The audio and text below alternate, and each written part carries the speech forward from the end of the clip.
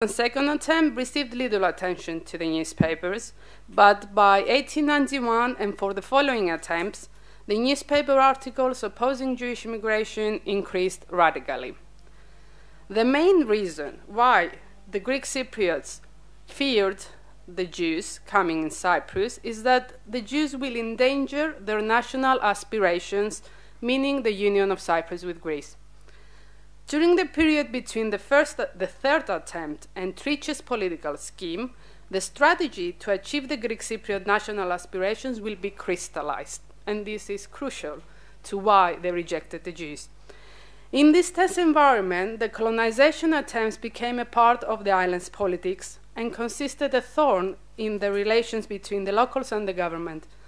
The Jewish colonization issue entered the island's political sphere on several occasions and gave the Greek Cypriot representatives the chance to express their opposition. I'm not sure where I am. Okay. Firstly, the said issue is discussed in the Legislative Council when two questions. No, I went too far. Okay. Why there were no, that's the draft law. So we had two questions, a resolution and a draft law submitted by the Greek Cypriot representatives concerning the Jewish colonization. Secondly, the issue is discussed on the occasion of the amendment of the law obstructing destitute immigrants from landing in Cyprus. And thirdly, the issue is discussed in relation to the submission of laws that have no direct connection to the colonization. For example, when discussing the Agricultural Bank law, Mr. Theodotou, a member of the Legislative Council, said that we want a bank without foreign or Jewish capitals. And when discussing the debtors' relief law, he said, if the bill passes, then the Jews will find a proper opportunity to lend their money at interest, and after some years, all the properties of the Cypriots will go into their hands, having us as servants, thus assisting to the government in their interests. The Greek Cypriots' fears are maximized by what they believed the government's policy was towards the colonization plans.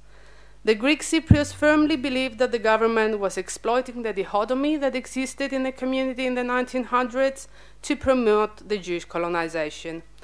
Also, they believed that the government's aim was to increase the island's income through the taxation of the new settlers, as well as to instrumentalize the Jews in suppressing the Greek Cypriots' national aspirations. At the same time, the Greek Cypriots offered a number of additional reasons for opposing the Jewish colonization attempts. Firstly, they claimed to feel, quote, against the Jews from eternity a hereditary aversion and hatred for historical reasons. Secondly, they put forth religious and moral reasons by claiming that the Jews are the unholy executioners of Jesus, the enemies to religion and the interests of the country, as well as a terrible danger for public order and the moral condition of Cyprus.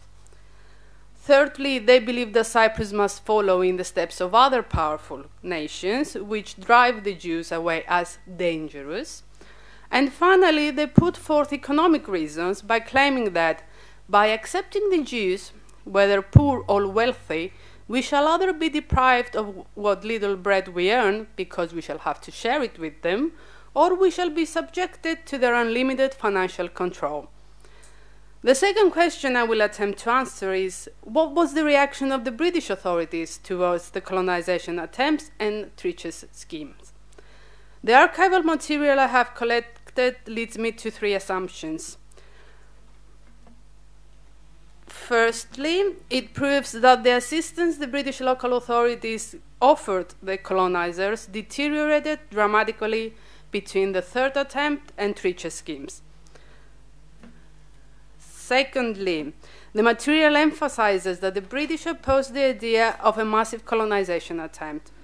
For example, when in 1896 the High Commissioner Walter Sandal is asked if the government is favorable to the movement, he answers, I think not. And thirdly, The archives show that at the same time the British were not opposing the sporadic settlement of Jews in Cyprus as long as they had the means to support themselves. For example, when Romanian Jews intended for Kuklia Paphos informed in 1885 the High Commissioner that they have made all the preparations for the settlement, the government answers that since they are not destitute and they have acquired land, then they should not be hindered in coming to Cyprus. Next question is, why does the government's stance changes between the third attempt and Triches schemes from enabling to obstructing? Firstly, because these settlers were poor, they were Eastern Europeans coming directly from Romania and not from London, and they didn't have the backing of a respectable organization like the JCA. Secondly, because of the sketchiness that characterized the fourth colonization attempt that was organized mainly by Mr. Trich. Thirdly, because by welcoming large number of Jews in Cyprus, the government would add further friction points in its relations with the Greek Cypriots.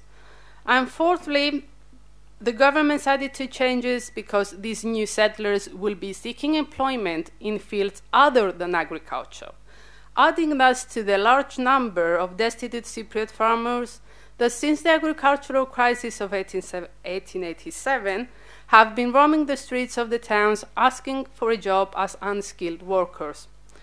And finally, because the British government has decided in 1906 to assume the island's rule with a firmer hand, by approving an annual grant in aid of £50,000, which solves a portion of the island's financial problems and stems the rising anti-government feelings of the population.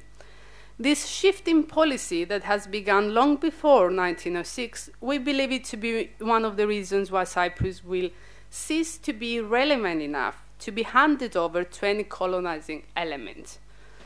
So, while the representative of the JCA, Mr. Cohen, receives all the help he needs in establishing a school at Margaux, in employing Mr. Boville of the Forest Office as a supervisor at Margaux, and avoiding payment of land registration fees for the Chiflik, Mr. Trich receives as an answer to his plans the proclamation of 1898, which forbids the landing of destitute immigrants unless certain requirements are met. As the Chief Secretary Arthur Young put it, the local government does not desire under any circumstances to be forced to offer these settlers any form of employment. If there is work to be done in the island's public works, then the government were morally bound to obtain labor from the island, said the Chief Secretary to Mr. Warburg, one of Mr. Trich's associates, in March 1900. But even if the colonization plans and Trich's schemes were approved and supported by the government, how could the settlers overcome the hostility of the dominant element of the island? The Greek Cypriots state clearly, we are purely Greek people, enslaved people, that have always on their minds their national restoration.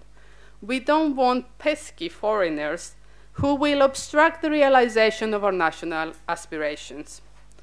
So the timing between the climax of the colonization plans and the radicalization of the Greek Cypriot struggle for union could not possibly allow for the Jewish settlers to acquire a foothold on the island.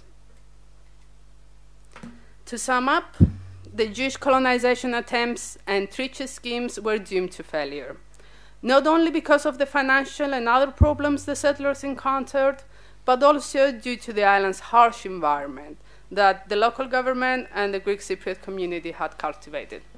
Thank you very much for listening.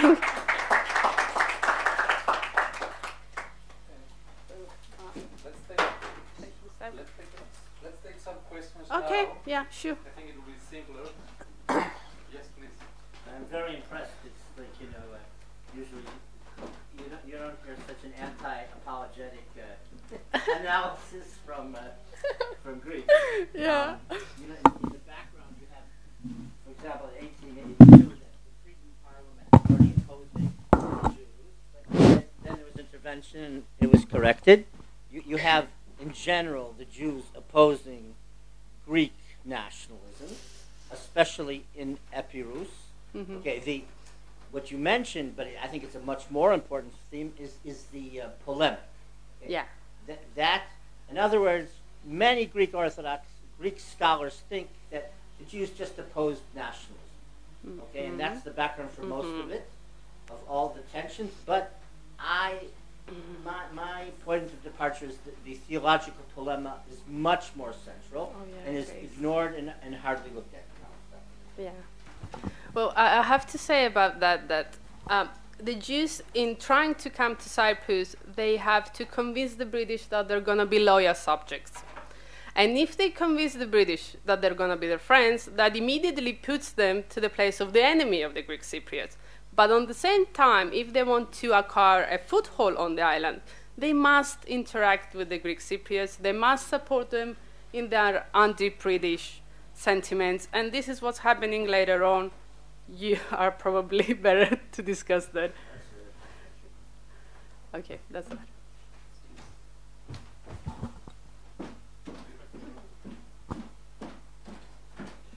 Magdalene, thank you for the paper. I share the sentiments of Professor Karem.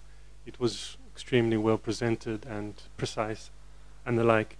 Perhaps we can discuss this later as well. We have common interests in the study of anti-Semitism. I have a few questions. How close was the anti-Semitism you find amongst the Greek Cypriots? How closely related was it with anti-British, anti-imperial feeling? Yes. Because there is a parallel with the Don Pacifico affair in the 1840s in Greece. I was also interested in the quote that you gave from the newspaper Phonitis Kyprou in 1891. Was that related as a reaction to the events in Corfu, the blood libel? I saw something about that, but I don't know anything about the subject. Did the article refer to Corfu at all? Because it was happening. No, it was another article, I think, during the same period that said that things have calmed in Corfu and now the Jews that have been persecuted there live happily with the Greeks. I don't have any more material of that. And there is plenty of material on that, and there's Eftichia Aliata's book. We can discuss that later in any case, but just perhaps what are your answer? Well, the thing is that Greek Cypriots and the British are clashing in this power struggle in Cyprus ever since approximately 1882. There is this power struggle here. The Jews and their colonization plans are instrumentalized by the Greek Cypriots to fight the British. But the British believe that the Greek Cypriots believe that the British are willing to welcome the Jews in Cyprus. That was not the case. The British are also expressing anti-Semitism. Their words are very harsh, they're very disrespectful, and the political atmosphere of Cyprus is very tense. And the Jews land in the middle. They didn't stand a chance. May I ask you two questions? First of all, the Jews were not the only minority to emigrate to Cyprus at the time. Was the difference attitude towards the Maltese? Because the Maltese, they have a real plan to transfer hundreds or tens of thousands of Maltese to Cyprus, and it's very. Oh, there are a lot of literature about it. But I found nothing on the newspapers, for example. That's right. That's very interesting.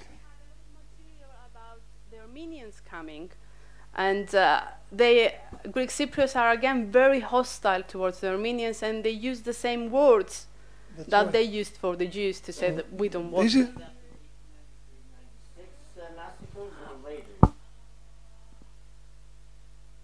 I can remember articles even going up to 1930. I don't remember when it begins. Yeah, well, it's too late. But I mean, this is a question that must be researched. I mean, the different attitude toward the policy of encouraging foreigners to settle in Cyprus as a tool of the colonialist regime. And you're right about the role of the instrumentalization of the Jews in this case, but it might be very interesting to compare it to other minorities. Second, why do you stop in 1906? In 1906, there was, this address of the church and this lawyer from Nicosia, which is totally anti-Semitic call against Jews, not on any national or economic. It was purely the Jews harassed Jesus, and sounds. There is a lot of material. I mean, this is just a tiny portion of what I have gathered, and I felt that I have to stop somewhere in order to put things in order. There is a lot of material. My research for my PhD thesis, I went up to 1922. We see up to 1919 having articles against the Jews coming in Cyprus. So it's a process that goes on. Yeah. I assume it's a follow-up, right? Just a kind of perhaps something more for discussion. What are the Greek words they use? Do they use the word theoktoni, Evrei? Do they use the word antisemitismos? Οι ανώσοι εκτελεστές.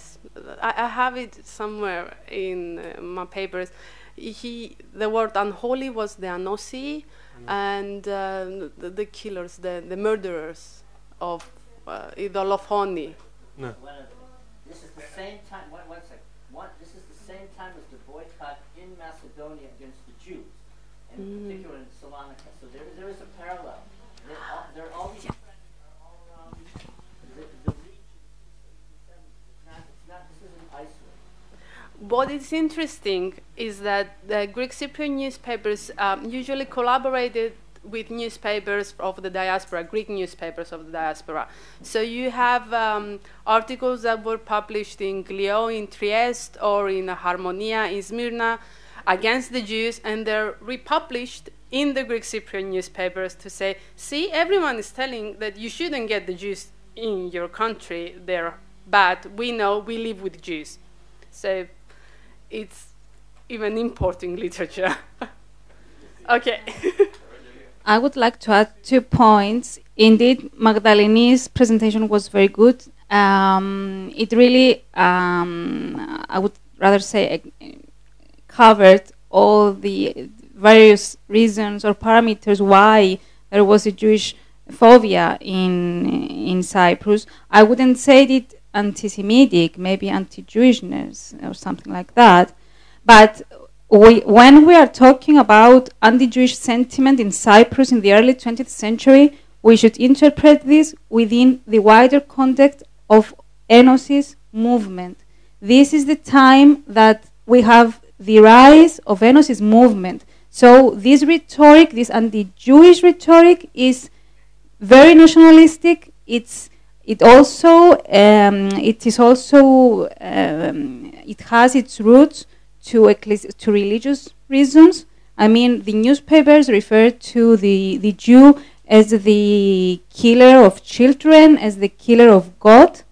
But when we interpret the Greek Cypriot stance, we should take into consideration the political context of that period. In addition, concerning the British administration, we should understand that Cyprus is a colony. It's not yet a colony, but the British do not want to allow Jews to settle massively on the island because they don't want to have any burn on their any cost on their how do you say economic burn. Yeah.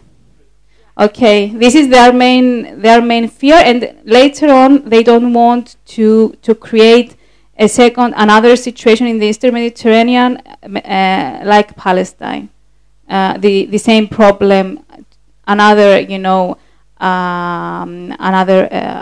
place where a Jewish, anti-Jewish feeling and all this stuff will come again. You're totally right, and I would really like to emphasize that the economical aspect goes hand with the enosis.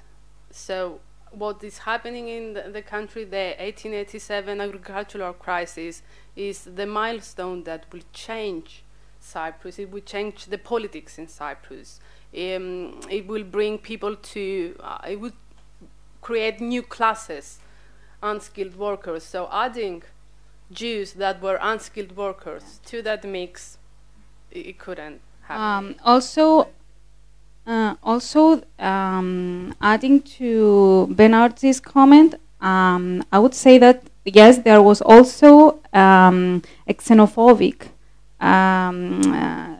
reaction to Armenian, to Doukhobors, to any other foreign element that would settle on the island and would change the demographic, composition. Yeah. Because that would weaken the Enosis movement. Totally right. And studying the archives, I have this idea that for me, the Greek Cypriots, they live on an island, but they understand the sea that surrounds them as a barrier that protects them from the rest of the world, instead of a window that, will exchange ideas, exchange people. They are conservative people, they're xenophobic, they're not easy to change, and they are at the process to construct an identity. So by constructing their identity, they construct the other. And what is, I'm sorry, I have to add that it is very interesting that the Turkish Cypriots were, the few things that I found, they were positive to the Jews coming in Cyprus. That's all. Two final comments. Okay, three final comments. I just wanted to give an emphasis on the Greek Orthodox Church and the role they had in ordinary people's lives as they served as teachers. We know the priests were the ones who taught the schools, and they gave the advice at the ordinary people in the church. They were the consultants, so they played a very big role in forming people's minds. And they wanted to have a closed opinion. Thank you. I am not an academic, and I will say how I see it. I came across articles from newspapers, a mixture of articles from this, I think it was early 19th century up to 1920. It was found in the Limassol new research center there. And reading them, I had the following feeling. Journalists trying to create impressions, the stories about people, don't allow your child to go to the birthday party of the Jewish because they will drink his blood and they will poison you. This does not imply clever people or people who think logically. And in my opinion, these people writing the articles only to impress, most of them were on the, not on the first page, of course, but on the small columns, short articles, just to impress people. And I don't think this reflects the Cypriots. Perhaps something to do with the religion and the crucifixion of Christ, it could play. But generally speaking, that the attitude of Cyprus at that time, it was against the bloodthirsty Jews and all this. I think the people had other things in their minds than this kind of silly articles. And I'm sorry, I don't buy it. I don't go to play.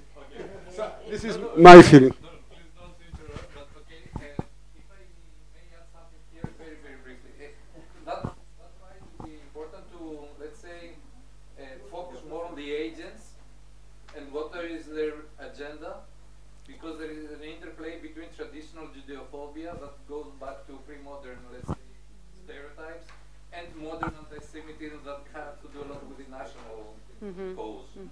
And these two, of course, help each other and fuel each other, but they also have their own different agenda and different agents. So it's very important to underline whether this was an organized, let's say, intervention and response, or it was maybe, I don't know, a spontaneous, you know, from coming from deep feelings of certain people that, you know, are not connected to any, well, let's say, I studied the newspapers, for example, because that's the source I had. Newspapers, and what is their agenda of papers? Is important. Well, newspapers in Cyprus back then, they are a beautiful source of material because they are politically incorrect and they're proud for it. So they don't care. They just say the worst things. They sell their papers because people are thirsty for this thing. So I didn't see an article positive towards the Jews in all these years. Okay. Yes. Please, final word to your host, and we need to move on.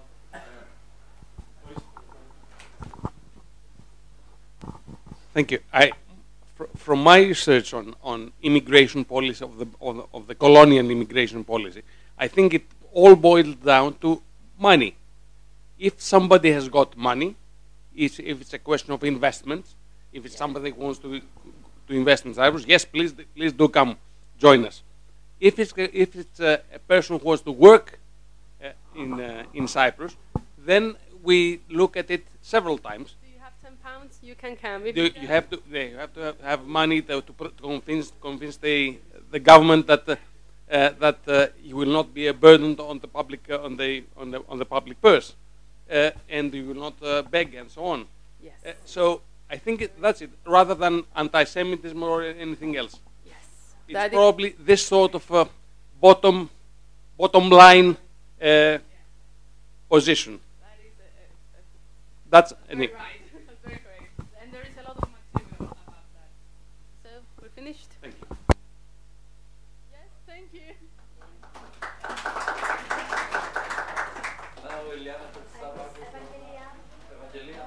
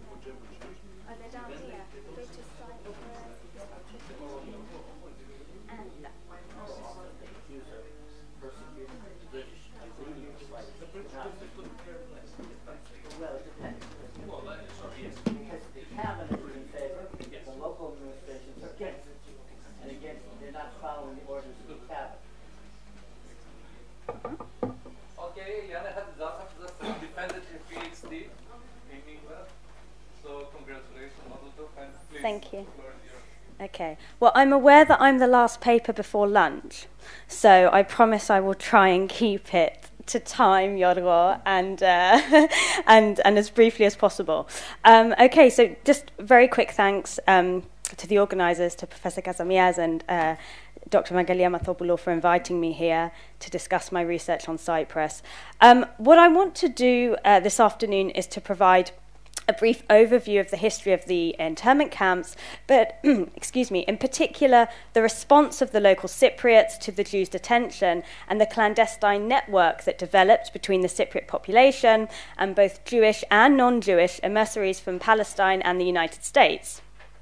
The assistance afforded to the camp's internees by local Cypriots, most notably in relation to clandestine escapes, strengthened the established rapport between both parties, whilst also encouraging the continuation of a political alliance with the emerging Jewish state. As will be demonstrated, impetus behind the Cypriots' assistance was multifaceted. Whilst common anti-British sentiment may have spurred Cypriot involvement, the role played by leftists, often affiliates of the Communist Party Agel, demonstrated ideological aspirations for the future of an independent post-war Cyprus. So, to begin, okay. So before I discuss the case of Cyprus, it's necessary to provide some brief context. So at the end of the Second World War, approximately 7 million displaced persons remained dispersed throughout Europe, and for many DPs in particular, desperate to escape the horrors of Nazi Europe and continued threat of persecution, Palestine was their only plan for sanctuary. In 1939, Britain implemented a white paper, which we heard about briefly earlier, that capped the rate of Jewish immigration to 75,000 over the next 5 years, with further admissions subject to Arab acquiescence. At the end of the war, Britain continued to uphold its restrictive immigration measures by refusing to accommodate the overwhelming number of Holocaust survivors that sought entry visas for Palestine. So in an effort to retain Britain's relationship with the Arab world and foothold in the oil-rich Middle East, in August 1946, Whitehall responded to continued illegal immigration by transshipping all future passages of migrants to Cyprus. So as has already been explored in previous papers, the 1880s had witnessed the development of schemes for Jewish settlements. At the turn of the century, concerns that the arrival of newcomers would, I quote, swamp the rest of the population were prevalent, with petitions against Jewish immigration signed by Cypriots in protest. By the 1940s, as the Second World War intensified, ambivalence towards Jews continued. In 1941, as His Majesty's government considered proposals to establish a camp on Cyprus for an unspecified number of illegal Jewish immigrants, the island's governor, Sir Charles Woolley, expressed his misgivings, noting that such plans could arouse, I quote, an unfavourable public reaction and, I quote, based on the Cypriots' ingrained dislike for Jews. Okay. Cyprus's active military role during the Second World War under the auspices of the Cyprus Regiment had encouraged an expectation that Britain would relinquish Cyprus and grant it sovereignty as an independent nation, allowing the island to fulfill its desire for enosis, the union of Cyprus with Greece. However, hard-nosed strategic interest took priority, with Britain keen to retain its colonial territory by resisting decolonisation, which was already prevalent across the empire. Despite Britain's plans to maintain its colonial governance of Cyprus, the 1940s saw calls for enosis intensify, with the campaign for Cypriot independence taking form. The impending arrival of Jewish refugees in 1946 exacerbated political concerns, with Cypriots fearing that the Jews' residents would create, and I quote, another minority hostile to enosis, impeding on Greek Cypriot political intentions of freedom from colonial rule and union with Greece. However, Cypriot apprehensions were not related exclusively to politics. Anxiety surrounding the potential impact on the economy was also prevalent, something that Dr. Bathopoulou has spoken about extensively, with fears that the arrival of Jews would increase the cost of living. Despite reported price rises and the uncertainty surrounding the Jews' indefinite stay, the Cypriot population gradually accepted the island's newest residents, with members of AGEL becoming particularly involved in the Jews' cause. Whilst the role of AGEL has largely come to define the experience of local Cypriots with the Jewish internment camps, the rapport between both parties took time to develop, with the AGELists foremost in voicing the public's discontent and were thus largely opposed to the Jews' impending arrival. Despite initial reservations, as will be seen, the leftists came to embrace their common interest with the Jews, a national struggle aimed at liberating the two peoples from the British. For members of the Jewish underground, particularly the paramilitary organisation, the Haganah, keen to establish a common base with trustworthy, like-minded individuals on the island, AGEL's strengthened political standing made its members the ideal candidates to support clandestine activity in freeing refugees from detention. Although the assistance afforded to the internees was not solely limited to members of AGEL, the party's positioning as the spearhead for anti-fascism on the island greatly encouraged the founding of AGEL's relationship with the camps. For the internees detained in Cyprus, entry visas to Palestine were processed for 750 individuals each month, which constituted half of Whitehall's long-standing quota of 1,500 entry certificates. The Jews' pleas for an extension to Cyprus an extension to the Cyprus quota were rejected by Whitehall, so exit from the camps covertly became the only alternative. On the 28th of August 1946, exactly 2 weeks after the first refugees were admitted to Geraoulos, the Cyprus Mail reported that 3 illegal immigrants had been seen in an orange grove having escaped. Agel's anti-fascist ideology formed a central commonality between the party's members and their Jewish equivalents, as Haganah and Mossad paramilitaries began to build a rapport with Agel. Following the impulsive attempts at escapes during the early period of the camps, later missions were far more organized. Most notably, the construction of an intricate tunnel system whereby escapees would navigate their way beneath the wire became the preferred method of exit.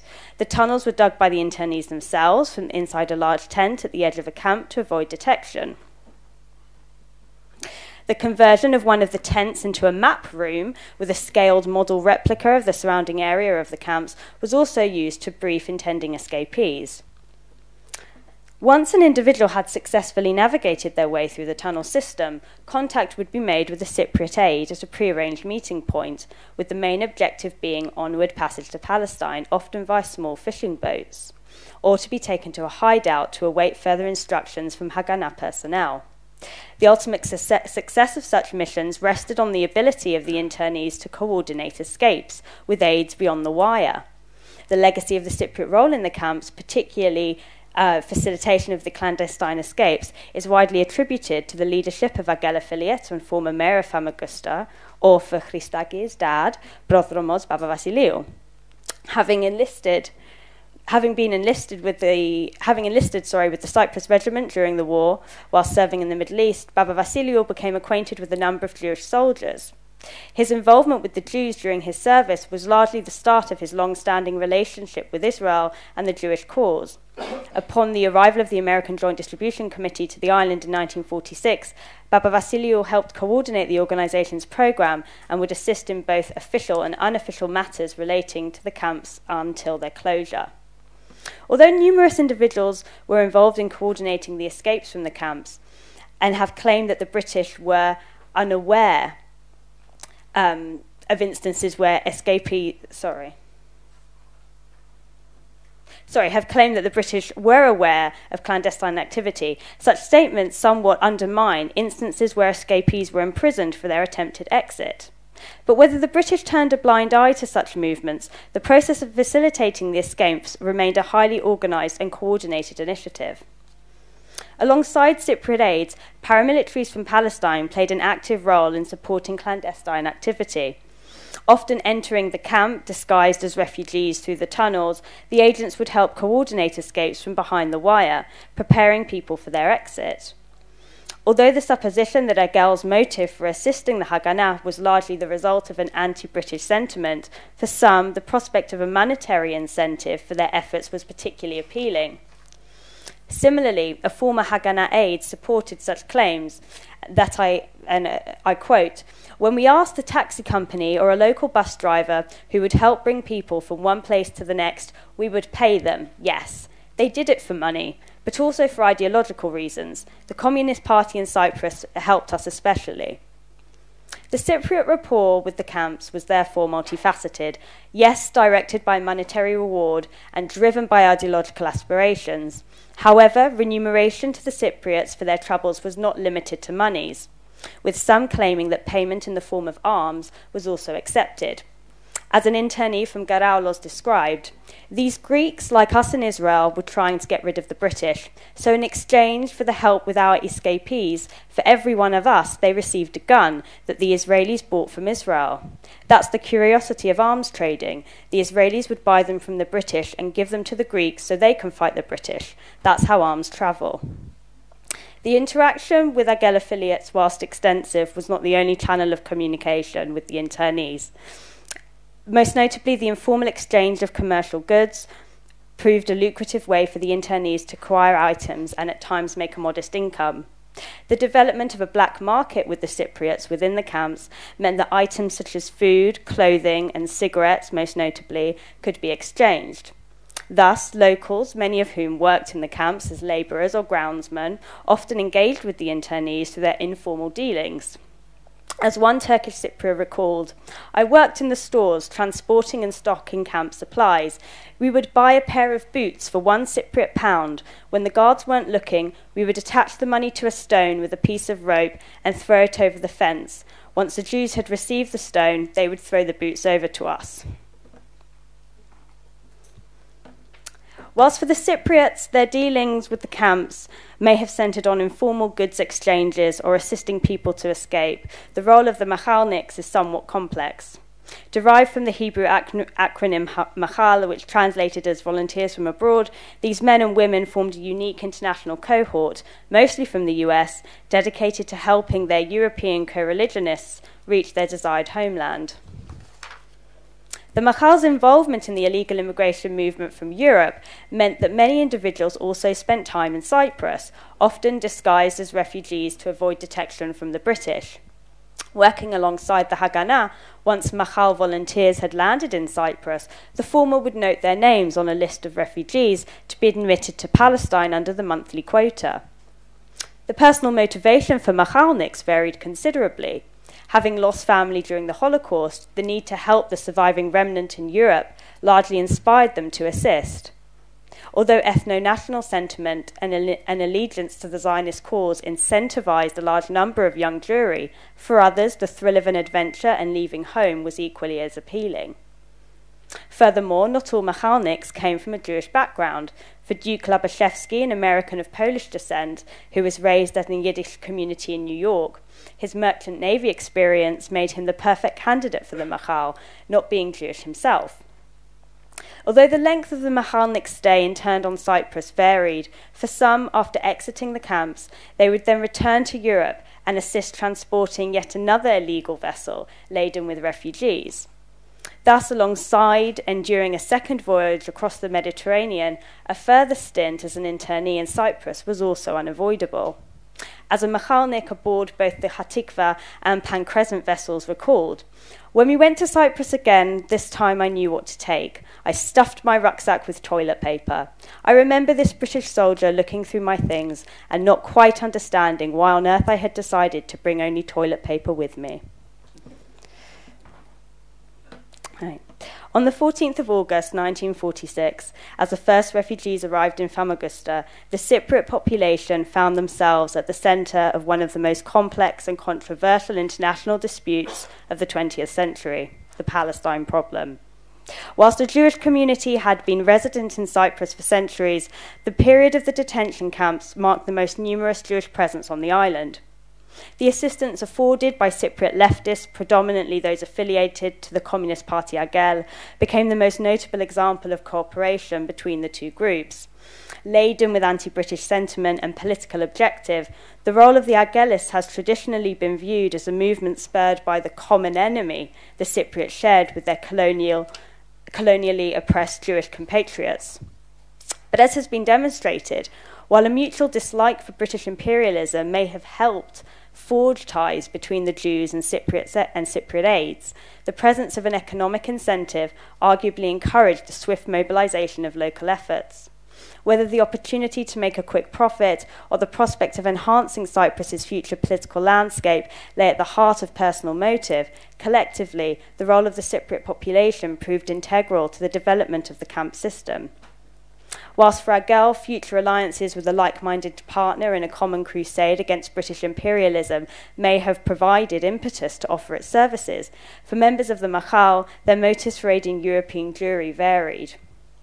The volunteers were thus a collective of both Jewish and non-Jewish individuals, personally driven, at times politically motivated, who in the years 1945 to 48 found purpose in the plight of the Jewish people fleeing Europe. Evaluating the varying motives and agendas of individuals and organisations within the camps portrays the range of ways Cyprus was used as a locality to facilitate both national and global agendas. Thank you.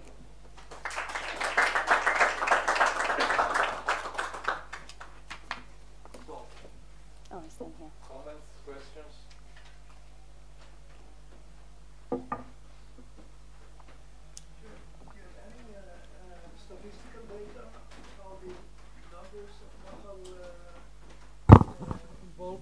Sorry. Any data about the? So with regards to the main Machal archive is at the Centre for Jewish History in New York, and with regards to the Machal generally, obviously as we know, I'm dealing with the Machal who were involved with Aliyah Bet. obviously the Machal go on to help forge the State of Israel and in the War of Independence and in 1967 and so on and so forth. So the issue that we have is distinguishing those who were Machalniks in Cyprus and those who were in Cyprus and then went on in 1948 to Israel, and also those who settled and stayed. And actually, if I go back to the image, I'm fortunate enough, even though some have now passed away, to have interviewed 3 of the Machalniks. Murray Greenfield, who I'm sure a lot of you know, is at the fore, at the front, and then Paul Kay, who lives in New York, Harold Katz, who's also in Israel. A lot of the Machalniks ended up staying. Staying in Israel, not staying in Israel. Sorry, staying in Israel. No one wanted to stay in Cyprus. Staying in Israel. So, whilst there aren't exact numbers or figures because they obviously drifted back and forth. But the greatest source that we have to distinguish those who were in Cyprus it is from looking through the Machal records and identifying those who did a stint in Cyprus. Okay, thank you.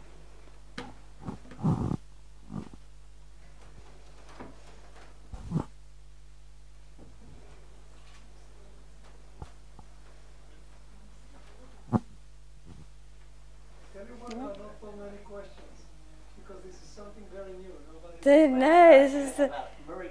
So yeah. was he the only one of all the Americans from the Navy who were on the Exodus?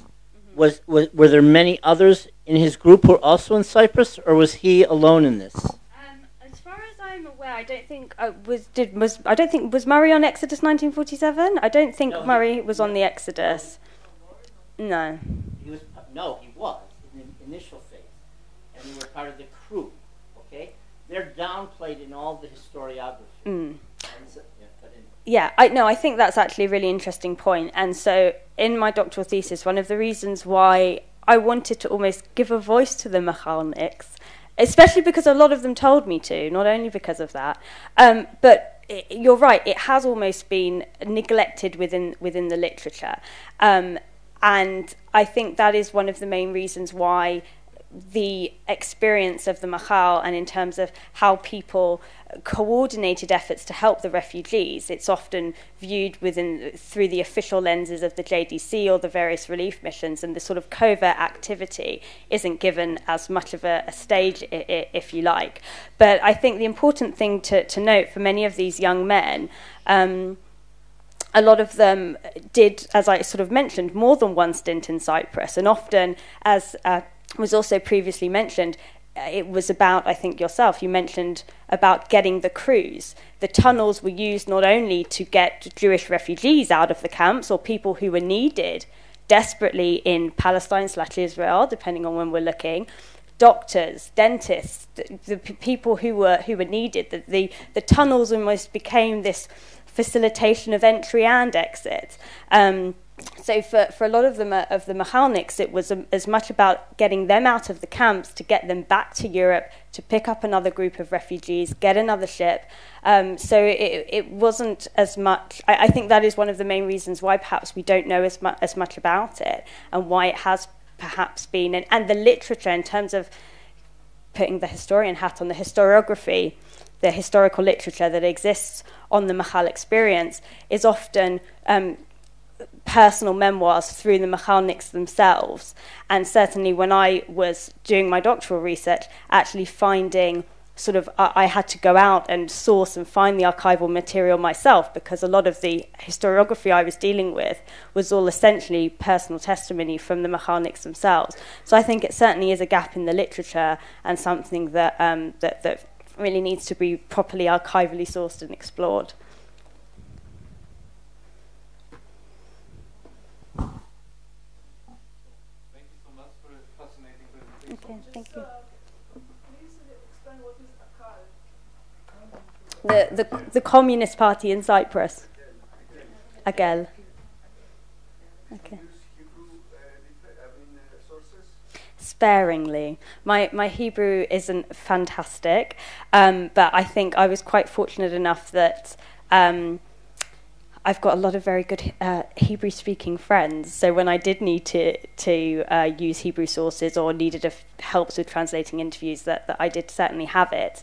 But I think as well, and especially now that research on the Cyprus camps is really starting to come to the fore, there was such a wealth of documentation in other languages, in Greek, even in English, that had just never been looked at. So, my supervisor and I had to make an executive decision that if I tried to learn Hebrew as well as going to Israel and to the United States and around Britain and so on and so forth, I probably would have still been doing my PhD now. But, yeah. Okay. Okay. Everybody knows. So last break till 2:30. 3:30. I'd listen to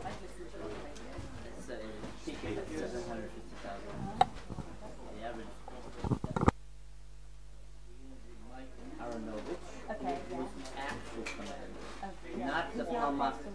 Yes, not the Palma commanders. Okay.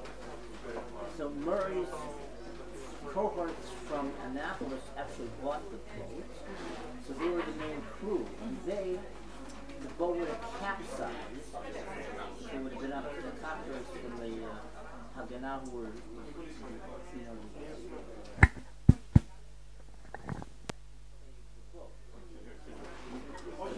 That's underplayed in the story. Of course, I wasn't aware that he was there and he got to Cyprus afterwards. Yeah, Murray. The main journeys or voyages that he often talks about are the Hatikva, the trade wind, and Murray wasn't on the Pan ships. Was he on the? He might have been on the Galila. I think Paul Kay, who's in New York, he was definitely on the Galila, and Harold Katz.